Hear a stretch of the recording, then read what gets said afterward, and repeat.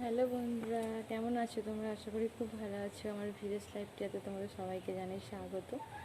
অনেক দিন পর থেকে আবার ভিডিও করতে শুরু করেছি। তোমরা জানো শর্টস ভিডিও দিচ্ছি, কারণ বড় ভিডিও করার মতো সময় এখন নেই, যেহেতু বাচ্চা ছেলে একদম ছোট্ট। তাই জন্য তাকে টাইমে টাইমে খাওয়াতে,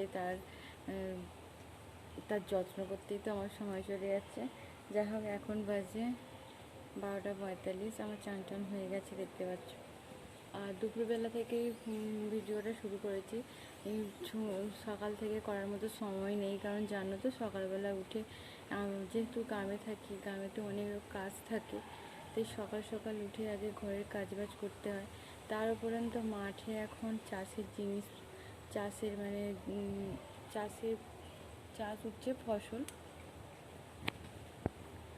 চাষের ফসল আর কি উঠে গেছে, তাই সেগুলোকে আনা, সেগুলো গ্রীষ্মের লাগা, সেগুলোকে কাটা, সেই জন্য এখন আর সেভাবে ভিডিও মানে সকাল থেকে দেখাতে পারিনি। তো আস্তে আস্তে সব আবার শুরু করেছি, যখন আস্তে আস্তে সব তোমার সাথে শেয়ার করব।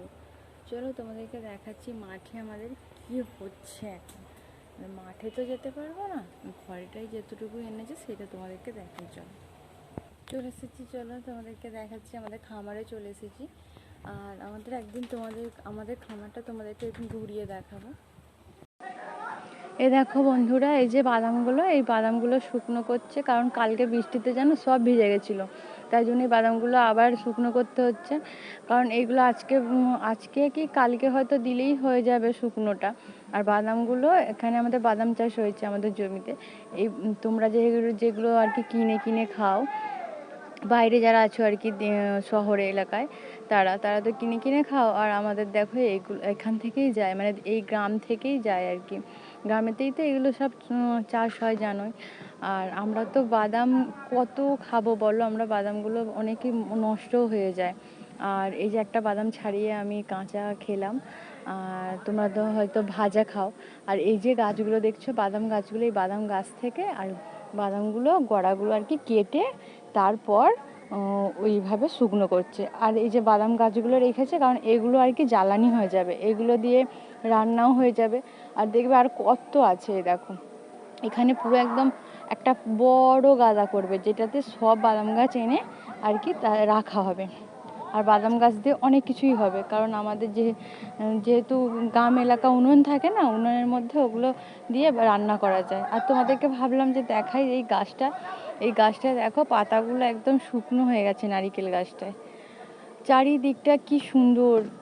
আর রোদ্দুরটা গাছের পাতা দিয়ে কেমন একটা যেন দেখাচ্ছিল, ভালো লাগছিল, তাই তোমাদের সাথে শেয়ার করলাম।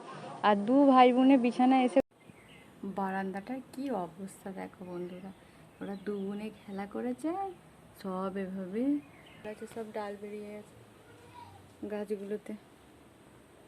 আর কি অবস্থা। এ দেখো বাদামগুলো যে মেলা ছিল, এগুলো সব তুলে নিয়েছে, কারণ যেহেতু বিকাল হয়ে গেছে আর এখন আর রোদ্দুর নেই, তাই তুলে নিল। গরুটা তো বিক্রি করে দিল সবাই। আমার ক্যামেরা কালকে তোমাদেরকে দেখালে হতো, কত কুড়ি হয়েছে দেখো, পুকুরের পাড়েই লাগানো আছে। এই দেখো এখানে একটা লঙ্কা গাছ হয়েছে, লঙ্কা গাছে দেখেছো কত ফুল হয়েছে, একদম কুঁড়ি বীজ বীজ করছে দেখো।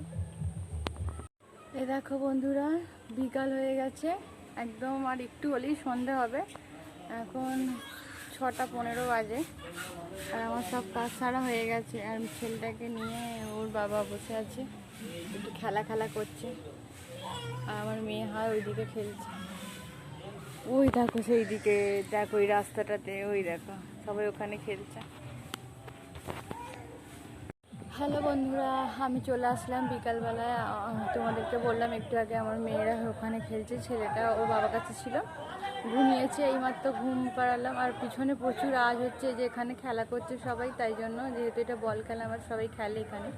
আর আমার পিছনে দেখো পেয়ারা গাছটাতে কত পেয়ারা হয়েছে, একদম থোবা পেয়ারা। আর তোমরা আমার পাশে থেকো, আমার সাথে থেকো, তোমাদের ভালোবাসা আমার কাছে এখন অনেক কিছু। তোমরা আমার পাশে থেকো, আমার চ্যানেলটিকে প্লিজ সাবস্ক্রাইব করে দিও, লাইক করো, কমেন্ট করো। অর্থাৎ আবার নতুন একটা ভিডিও নিয়ে কালকে তোমাদের সামনে হাজির হব।